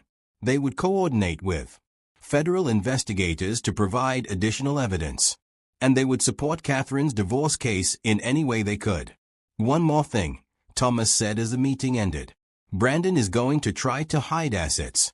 He is probably already moving money offshore, putting property in relatives' names, doing whatever he can to protect himself. We need to move fast to freeze everything before he can make it disappear." Susan Miller, Catherine's divorce attorney, was already on it. She had filed emergency motions to freeze all of Brandon's accounts and prevent him from selling any assets until the divorce was finalized. The judge, a no-nonsense woman named Judge Rachel Morrison, had granted the motions immediately after reviewing the evidence of Brandon's fraud and violence. When Brandon's lawyer called to complain about the asset freeze, Susan was ready for him. Your client committed assault in front of multiple witnesses, brought his mistress to his pregnant wife's hospital room, and is under federal investigation for fraud. The court is not going to let him hide money while facing these charges. If he wants the freeze lifted, he needs to provide complete financial disclosures. All accounts, all assets, including the one in the Cayman Islands he forgot to mention. There was silence on the other end of the line. How did you know about the Cayman account? Brandon's lawyer finally asked. We know everything, Susan said simply. And so will the judge. Tell Brandon that his best move right now is to cooperate fully. Every time he lies or hides something, he makes things worse for himself. Back at Brandon's condo, things continued to deteriorate. The building management sent him a notice that several residents had complained about disturbances coming from his unit. His screaming phone calls and thrown objects were disrupting the peace. If it continued, they would begin eviction proceedings. His housekeeper quit without notice, leaving a brief note saying she could not work for someone who hit women. His personal trainer canceled their sessions. The restaurant where he was a regular customer asked him not to return after other diners complained about his presence. Brandon was discovering what social exile felt like. Portland was not a huge city, and word had spread quickly about what he did. People who used to greet him warmly now crossed the street to avoid him. Business contacts stopped returning his calls. Invitations to networking events dried up. He tried to throw money at the problem, offering donations to charities that had previously welcomed his contributions. But one by one, they declined. We cannot accept money from someone facing criminal charges for violence, they said politely. It would not reflect well on our organization. The final blow came when his parents called from their retirement home in Arizona. Brandon, we heard about what happened with Catherine, his mother said, her voice tight with disappointment. Please tell us it is not true. Mom, you do not understand, Brandon began. Catherine was driving me crazy. She was always crying and complaining and... Stop, his father interrupted. I do not want to hear excuses. Did you hit your pregnant wife? Yes or no? Brandon hesitated. It was complicated. That is a yes, his father said. Brandon, your mother and I raised you better than this. We taught you to treat people with respect. We taught you that violence is never the answer. What you did is unforgivable. Are you seriously taking her side? Brandon demanded. I am your son. You are our son, and we'll love you, his mother said, crying now. But that does not mean we support what you did. You need help, Brandon. Anger management, therapy, something. And you need to face the consequences of your actions. You both can go to hell, Brandon snarled and hung up. He sat alone in his expensive condo that evening, drinking and scrolling through news articles about himself. The comment sections were brutal. Hundreds of people he had never met calling him a monster, demanding he go to prison, expressing support for Catherine. One article had a quote from Mark Richardson. I stayed silent for too long because I was afraid. But when I heard that Brandon had assaulted his pregnant wife, I realized I could not protect him anymore. He is a man who hurts everyone around him, and he needs to be stopped. Another article quoted Jennifer, the nurse who had witnessed the assault. In my 15 years in healthcare, I have never seen such a callous display of cruelty. Brandon Bennett showed no remorse for hurting a vulnerable woman. He acted like he was entitled to hurt her. That is the definition of an abuser. Brandon wanted to sue them all for defamation, but his lawyer had already explained that truth was an absolute defense to defamation. Everything they were saying was true. He had hit Catherine. He had committed fraud. He was a terrible person, and everyone was finally seeing it. His business was finished. 3 more clients canceled their contracts that week. 2 of his employees quit and immediately contacted lawyers about suing for unpaid wages and benefits. The office space Bennett Innovations had least sent an eviction notice for unpaid rent. The company Brandon had spent 5 years building was dead. And with it died his identity as a successful tech entrepreneur, his reputation, his wealth, his future. He thought about reaching out to Catherine, maybe apologizing, maybe trying to convince her to call off her lawyers. But his lawyer had been clear, do not contact her under any circumstances. You have a restraining order. If you violate it, you go directly to jail. So Brandon sat alone in his dying empire, surrounded by the ruins of his own making, and for the first time began to understand that he was not going to escape consequences. He was not going to charm his way out of this. He was not going to buy his way to freedom. He was going to lose everything. And somewhere across town, in a safe house surrounded by people who loved her, Catherine was building a new life. She was healing. She was growing stronger. She was proving that violence does not win. Kindness wins. Love wins. Justice wins. Brandon just did not know it yet. Catherine woke in the early morning hours of a Tuesday in late August with a sharp pain in her lower back. She lay still for a moment, wondering if it was just another false alarm. She had been having Braxton Hicks contractions for weeks, her body practicing for the real thing. But then the pain came again, stronger this time, radiating around to her belly. Catherine looked at the clock, 4:30 in the morning. She counted silently, timing the contractions. They were coming every 10 minutes. "Dad," she called out, her voice surprisingly calm. "I think it is time."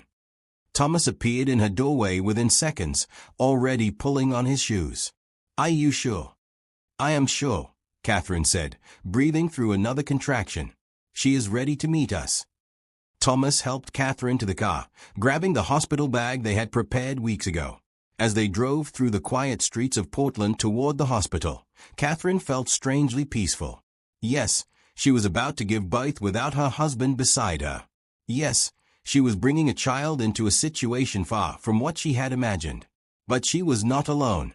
She had her father, and she had an entire community of people who cared about her and her baby. They arrived at Portland General Hospital just as the sun was beginning to rise, painting the sky in shades of pink and gold. The same hospital where Brandon had struck her just 2 months ago.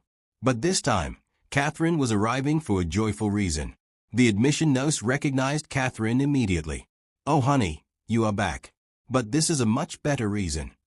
She squeezed Catherine's hand warmly. "You are going to do great." As luck would have it, Jennifer was working that night. When she heard Catherine had arrived in labor, she immediately asked to be assigned as her nurse. "If you are comfortable with that," Jennifer said, entering Catherine's labor room with a warm smile. "I would love to be here for this." "Please," Catherine said gratefully. "I cannot think of anyone I would rather have with me." Over the next several hours, labor progressed steadily. Thomas sat in a chair beside Catherine's bed, holding her hand through each contraction, offering encouragement and love. Jennifer checked in regularly, monitoring the baby's heartbeat and Catherine's progress. "You are doing beautifully," Jennifer said. "This baby is going to be here before you know it." Around noon, Catherine's cervix was fully dilated and it was time to push. Dr. Mills, the same doctor who had cared for Catherine after the assault, came in to deliver the baby. "I am so glad I am here for this," Dr. Mills said warmly. "The last time I saw you, you were in crisis. Now you are about to become a mother. This is the part of my job I love best." The next 30 minutes were intense. Catherine pushed with all her strength, supported by her father's words and Jennifer's expertise and Dr. Mill's guidance. She thought about all the women who had helped her over the past 2 months, all the angels who had appeared when she needed them most. She thought about her baby girl who was about to enter a world full of people ready to love her. And then, with one final push, Grace Elizabeth Wright Bennett entered the world. Her cry was strong and healthy, filling the room with sound and joy. Dr. Mills placed the baby on Catherine's chest, and Catherine looked down at her daughter's tiny face for the first time. "Hello, Grace," Catherine whispered through tears. "I have been waiting to meet you." Grace had Catherine's dark hair and Thomas's blue eyes. She had tiny perfect fingers that grasped Catherine's thumb immediately, holding on tight as if she never wanted to let go. Thomas leaned over, tears streaming down his face as he looked at his granddaughter. "She is perfect. Absolutely perfect." Jennifer wiped her own eyes as she helped clean and weigh the baby. 7 pounds, 6 ounces, 20 inches long. A healthy, beautiful girl. As the initial excitement settled and Catherine nursed Grace for the first time, there was a knock at the door. Robert Collins, the patient advocate, peeked in nervously. "I heard you were in labor and wanted to check in," he said. "But I do not want to intrude if this is family time." "Come in," Catherine said warmly. "You are family." Robert entered with a large bouquet of flowers and a teddy bear. These are from Michelle and the women in the support group. They all wanted you to know they are thinking of you today. He approached the bed carefully and looked down at Grace with wonder. She is beautiful, Catherine. Absolutely beautiful. Over the next few hours, more visitors arrived. Susan Miller, Catherine's lawyer, stopped by with a legal-sized gift basket full of practical items for new mothers. I know it is not traditional, she said with a laugh, but I figured you could use diapers and wipes more than another stuffed animal. Margaret Phillips, the elderly neighbor who had knitted blankets for Grace, came by with her daughter. I had to see this precious baby, Margaret said, her eyes shining as she looked at Grace. She is going to be so loved in our neighborhood. Mark Richardson and his wife Amy sent flowers with a note that said, "Thank you for giving us courage to stand up for what is right. Your strength inspires us. Congratulations on your beautiful daughter." Even some of the investors Brandon had defrauded sent gifts and cards. "We are sorry for the situation that brought us into your life," one card read. "But we are grateful to have met someone as kind and strong as you. Best wishes for you and your daughter." But the biggest surprise came that evening. A hospital volunteer knocked and entered with a man Catherine did not recognize. He was in his 60s, distinguished looking, wearing an expensive suit. "Mrs. Bennett? My name is Richard Sterling. I am the CEO of Sterling Medical Systems. I heard about your situation from a colleague, and I wanted to do something to help." Catherine looked at him confused. "I do not understand. I do not know you." "No, but I know people who know you," Richard explained. "I heard from Henry Morrison about what you have been through and about your father's kindness to people my friend Brandon hurt. Mr. Wright, I know your company specializes in manufacturing. Sterling Medical Systems is always looking for partnerships with reliable manufacturers. I would like to discuss a potential contract with your company. A substantial contract." Thomas stood up, shaking Richard's hand. "That is very generous, but you do not owe us anything." "I am not doing this out of obligation," Richard said. "I am doing it because I believe in supporting good people. You flew across the country to protect your daughter. You have been helping Brandon's victims recover their losses even though you had no obligation to do so. That is the kind of integrity I want to work with." He turned back to Catherine. "And Mrs. Bennett, I also wanted to tell you that your story has inspired my company to start a charitable foundation to help domestic violence survivors. We are going to provide grants to shelters and legal aid organizations that help women in situations like yours. You turned your pain into purpose by speaking up and accepting help. That is going to help countless other women." After Richard left, Catherine looked at her father in amazement. "Did that just happen? Did a CEO I have never met just offer you a major business contract because of what we have been through?" Thomas smiled. "Kindness attracts kindness, Catherine. People want to help and support those who do the right thing. That is how the world should work." That night, as Catherine held Grace in her arms while the baby slept peacefully, she reflected on how far she had come in just 2 months. She had gone from being assaulted in a hospital bed to giving birth in that same hospital, surrounded by love and support. She thought about Brandon, who was somewhere in the city facing the consequences of his actions. His business was dead. His reputation was destroyed. His money was frozen. He was alone because he had pushed away everyone who ever cared about him. Meanwhile, Catherine was surrounded by angels. Some were family, like her father who had dropped everything to protect her.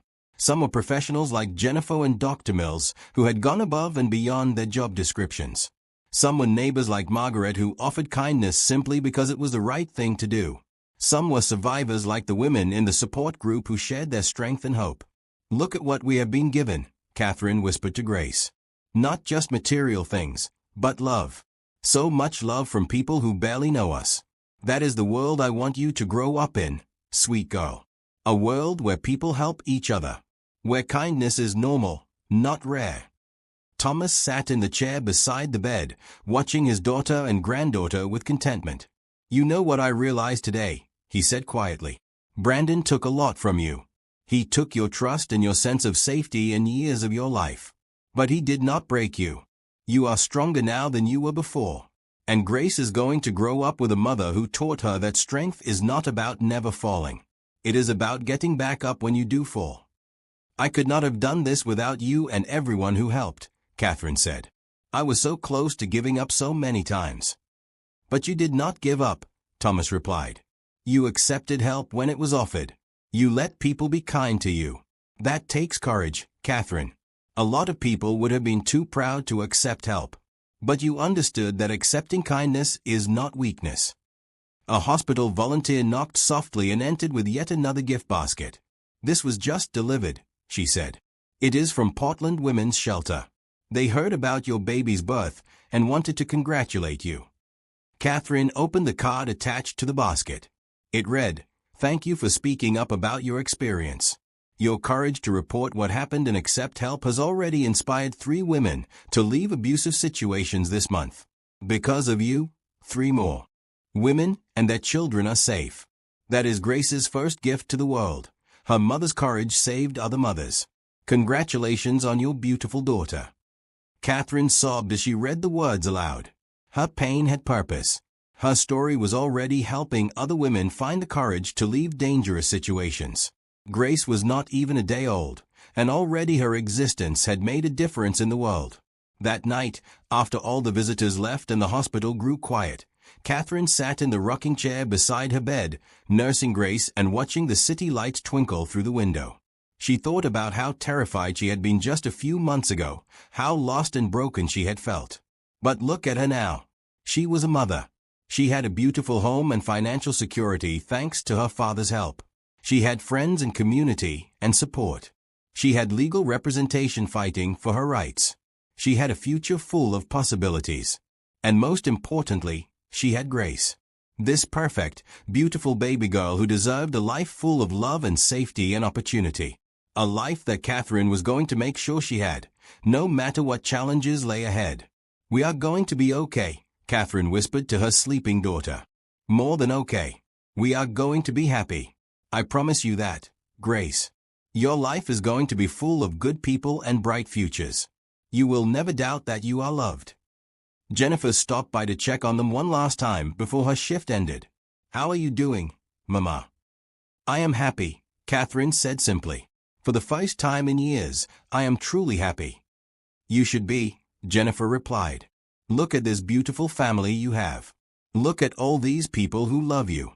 This is what you deserve, Catherine. All the kindness and support you have received. That is not charity. That is what every person deserves when they are going through hard times." After Jennifer left, Catherine returned to the rocking chair with Grace. She thought about the upcoming legal battles, about the divorce proceedings and custody hearings and all the complicated months ahead. But she was not afraid. She had faced the worst and survived. Everything else felt manageable by comparison. And she knew, deep in her soul, that everything was going to work out. Not because she was lucky, but because she was surrounded by good people who refused to let cruelty win. In a hospital room filled with flowers and cards and gifts from friends and strangers, Catherine held her daughter and believed in happy endings again. 6 months after Grace's birth, Catherine sat in a downtown Portland courtroom, her father beside her and Susan Miller at the counsel table. The room was packed with people: Mark Richardson and his family, several of Brandon's former investors, Jennifer from the hospital, Robert Collins, members of the survivor support group, and even some of Catherine's new neighbors. They were all there to support her on this crucial day, Brandon's criminal sentencing hearing. 3 months earlier, Brandon had been found guilty on multiple counts of assault, fraud, tax evasion, and embezzlement. The trial had lasted 2 weeks, with Mark Richardson's testimony serving as the prosecution's strongest evidence. The jury had deliberated for less than 4 hours before returning guilty verdicts on all charges. Now Brandon sat at the defense table in an orange prison jumpsuit, his expensive suits and polished image long gone. He had aged visibly in the months since his arrest, his face gaunt and his eyes hollow. He refused to look at Catherine or anyone else in the courtroom, staring straight ahead with a blank expression. Judge Rachel Morrison entered the courtroom, and everyone stood. She was a formidable woman in her 50s with silver hair and a reputation for tough sentencing in domestic violence cases. "Please be seated," Judge Morrison said, settling into her chair. "We are here today for the sentencing of Brandon James Bennett, who has been convicted by a jury of his peers on 8 counts of fraud and 1 count of assault. Before I impose sentence, I want to hear from the victims. Mrs. Bennett, I understand you wish to make a statement. Catherine stood on shaky legs, her hands trembling as she held her prepared statement. Thomas squeezed her hand reassuringly before she walked to the podium. Taking a deep breath, she began to read. Your Honor, my name is Catherine Bennett. On June 15th of last year, while I was 7 months pregnant and lying in a hospital bed, my husband Brandon struck me in the face in front of multiple witnesses. That assault was the culmination of years of emotional abuse, manipulation, and control that I did not recognize until it was almost too late. Catherine's voice grew stronger as she continued. Brandon made me believe I was worthless without him. He isolated me from friends and family. He controlled our finances, so I had no independence. He cheated on me repeatedly, and then blamed me for his affairs. And when I finally stood up to him, he responded with violence. She looked up at the judge. But I am not here today to talk about what he did to me. I am here to talk about what came after. After Brandon hit me, I discovered something I never expected. I discovered that the world is full of good people. Nurses who stayed past their shifts to make sure I felt safe. Patient advocates who helped me navigate resources. Lawyers who offered their services for free. Neighbors who welcomed me into a new community. Strangers who sent flowers and cards and support even though they did not know me. Catherine glanced at all the people who had filled the courtroom to support her. Brandon thought he could break me. He thought taking away my financial security and my sense of safety would leave me powerless. But what he did not understand is that kindness is more powerful than cruelty. That love is stronger than hate. That good people will always stand up to bullies. She turned to look at Brandon directly for the first time, and he flinched at her gaze. I forgive you, Brandon. Not because you deserve it, but because holding on to anger only hurts me. Susan Miller pulled Catherine aside. The criminal case is done. Now we focus on the civil case. With Brandon's assets being forfeited for restitution, the divorce should be straightforward. You will get full custody of Grace, and Brandon will have no visitation rights while he is incarcerated. When he gets out, any visitation would be supervised and only if you agree. What about the prenup? Catherine asked. Susan smiled. The prenup is toast. Brandon failed to disclose the Cayman Islands account and lied about his company's financial health. The judge in your divorce case already ruled the prenup invalid. You are entitled to half of what remains after restitution is paid. It will not be much, but it is something. That evening, Catherine's house filled with friends celebrating the verdict. Margaret Phillips brought a cake. Robert Collins came with his sister Michelle and several women from the support group.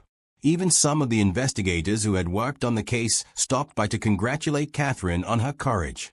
As Catherine looked around her living room full of people who had become like family, she felt overwhelmed with gratitude. I cannot believe how much my life has changed in less than a year, she said to her father. Last June, I was trapped in an abusive marriage with no idea how to escape. Now I have all of this. Thomas smiled. You have this because you made brave choices. You reported the assault even when you were terrified. You accepted help even when you wanted to handle everything alone. You testified in court even when it would have been easier to stay silent. You earned this, Catherine. Grace, now 6 months old, sat in Catherine's lap, babbling happily and reaching for the cake. Catherine kissed the top of her daughter's head, breathing in that sweet baby smell.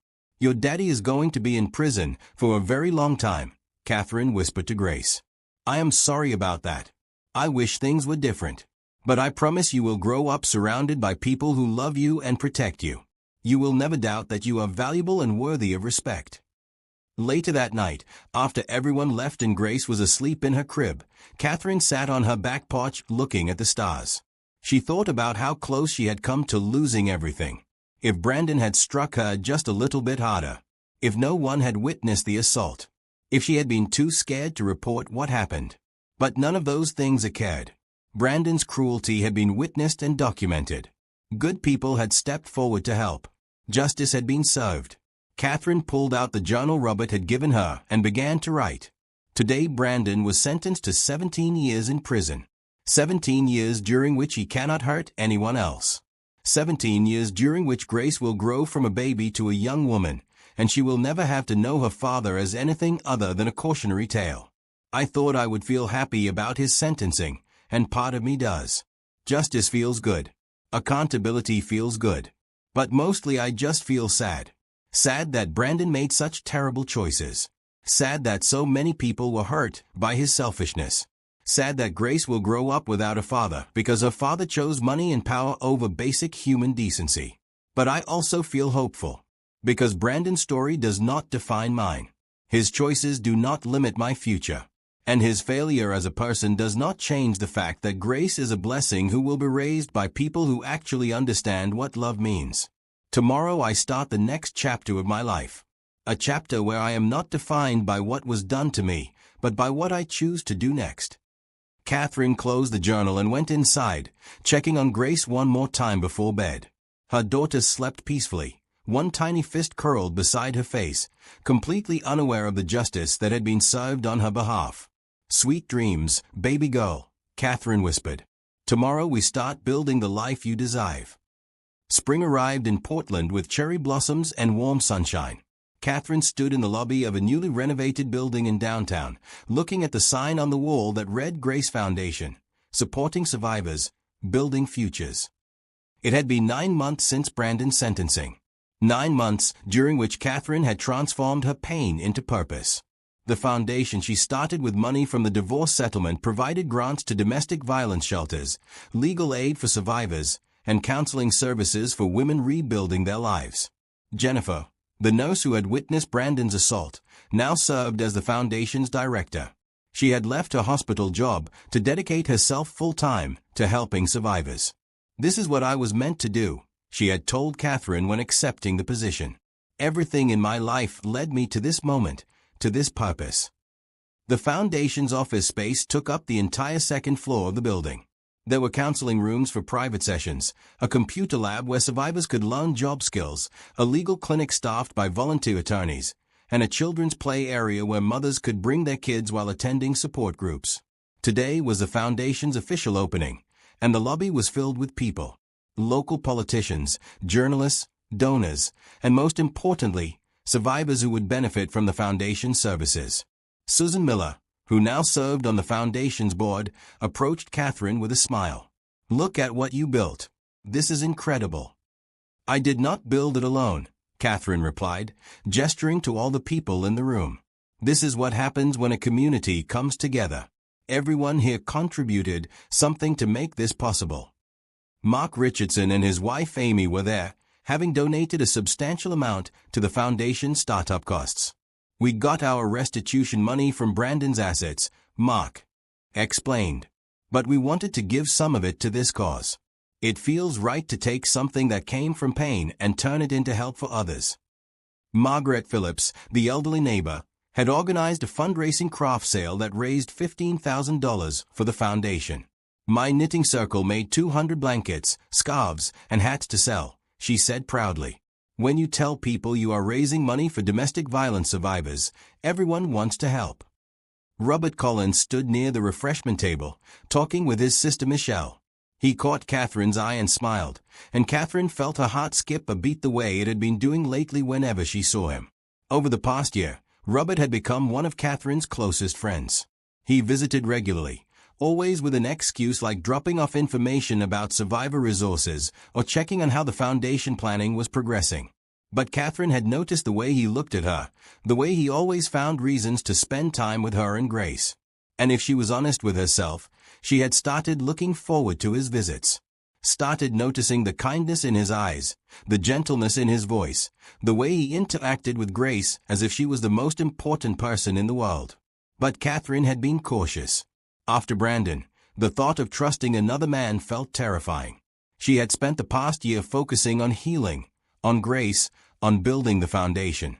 Romance felt like a complication she did not need. Still, her heart seemed to have different ideas. After the opening ceremony, Thomas pulled Catherine aside. "I have something to tell you, and I want you to hear it from me before you hear it anywhere else." Catherine looked at her father with concern. "What is wrong?" "Nothing is wrong," Thomas assured her. "In fact, something very right just happened. Do you remember Brandon's company, Bennett Innovations?" Of course. It went bankrupt during the investigation. It did, Thomas confirmed. The company's assets were auctioned off to pay restitution to investors and creditors. Well, I bought the company. Catherine stared at her father in shock. You did what? I bought it for a fraction of what it was supposedly worth, Thomas explained. Brandon had inflated the value, but the underlying technology and patents were actually solid. He just mismanaged everything and used company funds for personal expenses. So I bought the company, restructured it completely, hired ethical management, and brought in legitimate investors. Dad, why would you want anything associated with Brandon? Catherine asked. Thomas smiled. Because I am not going to let Brandon's name remain on something good. I renamed the company Right Innovations. I hired back some of the employees who were laid off when Brandon's fraud was discovered, including several talented programmers who had nothing to do with the fraud. And we are using the technology Brandon stole and misused to create products that actually help people. He pulled out his phone and showed Catherine the new company website. Right Innovations specialized in medical software that help hospitals track and identify potential domestic violence victims. We are creating tools to help people like Jennifer and Dr. Mills recognize when patients might be in danger. Technology to save lives instead of lining one man's pockets. Catherine felt tears fill her eyes. You took something terrible and made it beautiful. I learned from the best, Thomas said, hugging his daughter. You took your trauma and created a foundation that will help thousands of women. I just followed your example. As the crowd began to thin, Robert approached Catherine nervously. Do you have a few minutes to talk? Maybe we could take a walk. Catherine's heart raced, but she nodded. They walked to a nearby park, where cherry blossom petals drifted through the air like snow. Grace was at home with Thomas, giving Catherine a rare afternoon to herself. Catherine, Robert began, then stopped, seeming unsure how to continue. I need to tell you something, and I hope it does not make things weird between us. Okay, Catherine said, her heart pounding. I have feelings for you, Robert said, the words tumbling out quickly. I have had feelings for you for months now, maybe since the day I met you in the hospital. But I did not want to say anything because I know you have been through so much. I know the last thing you need is some guy pressuring you or making you uncomfortable. He took a breath. But I also could not keep pretending I just see you as a friend. You are the most courageous, kind, strong person I have ever met. Watching you rebuild your life, watching you turn your pain into something that helps others, watching you be an amazing mother to Grace. I fell in love with you, Catherine. And I needed you to know that, even if you do not feel the same way. Catherine felt tears streaming down her face. Robert, I am terrified. I know, he said gently. And I understand if you are not ready. I understand if you never want to date anyone again after what Brandon did. I just needed you to know how I feel so you could make an informed decision about whether you want me in your life. Catherine looked at this kind, patient man who had shown up for her repeatedly over the past year, who had never asked for anything in return, who had supported her foundation and loved her daughter and been a true friend when she needed one most.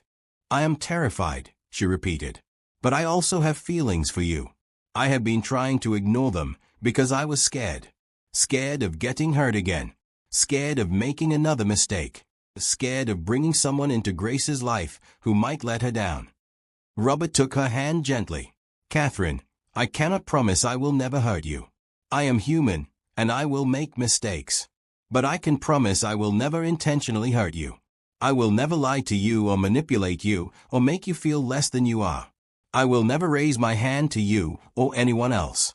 And I will love Grace as if she was my own daughter if you give me the chance. Catherine looked into his eyes and saw only honesty and love. No hidden agenda. No red flags. Just a good man offering his heart.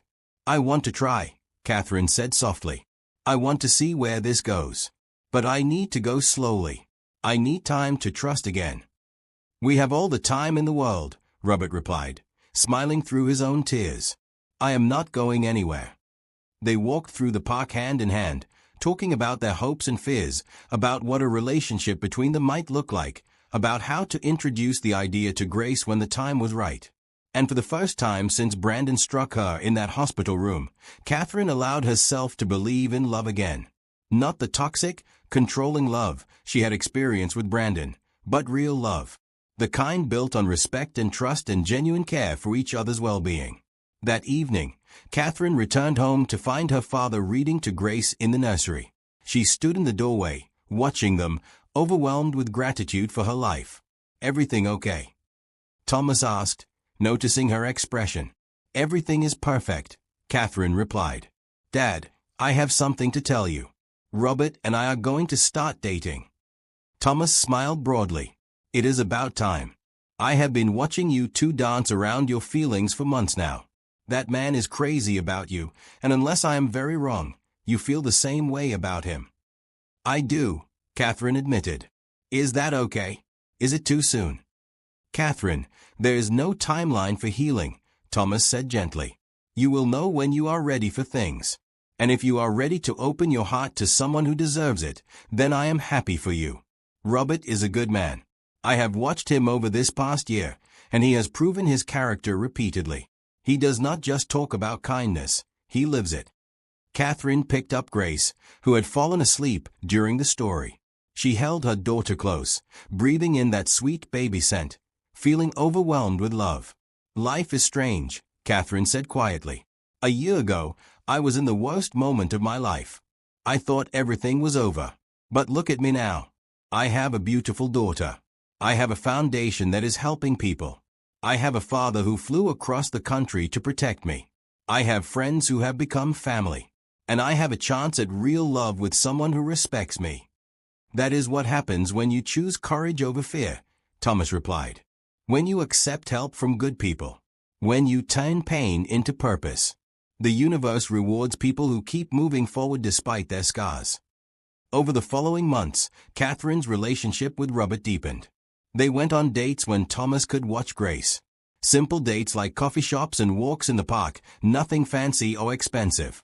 They talked for hours about everything and nothing, building a foundation of friendship beneath their romantic feelings. Robert was patient and gentle, always asking permission before holding her hand or kissing her, always respecting her boundaries. He came to support group meetings to better understand what Catherine had experienced. He read books about trauma and healing. He went to therapy himself to make sure he could be the partner Catherine needed. And slowly, Catherine's walls came down. She learned to trust again. She learned that not all men were like Brandon, that real love felt safe instead of scary, that a healthy relationship gave her strength instead of taking it away. Grace, now over a year old, took to Robert immediately. He spent hours on the floor playing with her, reading her books, making her laugh. When she took her first steps, Robert was there to cheer alongside Catherine and Thomas. The foundation continued to grow. They helped over 200 women in the first year, providing legal support, counseling, job training, and financial assistance. Catherine spoke at conferences and events, sharing her story to inspire other survivors and educate the community about domestic violence. News outlets called her brave. Magazines wrote articles about her foundation. But Catherine never saw herself as special. She was just someone who had survived something terrible and decided to use that survival to help others. "I am not brave," she told a reporter during one interview. "I was just lucky enough to have people show up when I needed them. I had a father who protected me. I had a nurse who went above and beyond. I had a patient advocate who cared. I had lawyers who fought for me. I had neighbors who welcomed me. I had survivors who shared their strength. I am not brave. I am blessed." And she was blessed. Blessed with a second chance. Blessed with a daughter who would grow up knowing her worth. Blessed with a community that rallied around her. Blessed with love that healed instead of hurt. One evening, as Catherine put Grace to bed, her daughter looked up at her with those big blue eyes and said, "Love you, Mama." Went through. "But I am asking if you will consider spending your life with me. When you are ready. If you are ever ready. I will wait as long as it takes because you are worth waiting for." Catherine looked at the ring, then at Robert's face, then at Grace playing happily in the yard. 2 years ago, she had been married to a man who hit her and treated her like property. Now she was being offered a future with a man who respected her strength and supported her dreams. Yes, Catherine said, laughing and crying at the same time. "I will consider spending my life with you. In fact, I am considering it very seriously right now." Robert slipped the ring on her finger, and they kissed while Grace cheered in the background, not really understanding what was happening, but sensing it was something happy. Later that night, after Grace was asleep and Robert had gone home, Catherine sat with her father in the living room. "Robert proposed," she said, showing him the ring. "Well, sort of proposed. He asked me to consider marrying him when I am ready." Thomas smiled. "That man is smart. He knows better than to pressure you. What did you say?" "I said yes. I am ready, Dad. I thought it would take years before I could trust someone again, but Robert has proven himself over and over. He is patient and kind and good to Grace. He is everything Brandon was not." "I am happy for you," Thomas said sincerely. "You deserve a love story with a happy ending." "But that is the thing," Catherine said thoughtfully. "This is not just my love story with Robert. It is a bigger story about kindness and community, and how good people show up when someone needs help. About how accepting help is not weakness. About how trauma can be transformed into purpose. About how justice is possible even when powerful people try to avoid consequences." She looked at her father. "You were my first hero in this story. You dropped everything to protect me. You brought in lawyers and investigators. You helped Brandon's other victims recover their losses. You bought his company and transformed it into something that helps people. You showed me what real love looks like. The kind of love that sacrifices and protects and empowers." Thomas had tears in his eyes. "Being your father has been the greatest honor of my life. Watching you survive what Brandon did, watching you rebuild, watching you help others. Catherine, I could not be more proud of who you are." "I could not have done any of it without you and everyone else who helped," Catherine insisted. "Jennifer, Robert, Susan, Mark, Margaret, Michelle, all the women in the support group, my neighbors, the people who donated to the foundation. They all chose to show up. They all chose kindness. That is what made the difference." 3 months later, Catherine and Robert were married in a small ceremony in the garden of her home. Grace served as flower girl, delighting everyone by tossing petals enthusiastically in all directions. Thomas walked Catherine down the makeshift aisle, both of them crying happy tears. The guest list was small but meaningful. Jennifer and her family were there. Susan Miller attended with her husband. Mark and Amy Richardson came with their children. Margaret Phillips and several neighbors from the street attended. Michelle and the women from the support group filled several rows. Christine, the young doctor who had shared her survival story, came with her fiancé.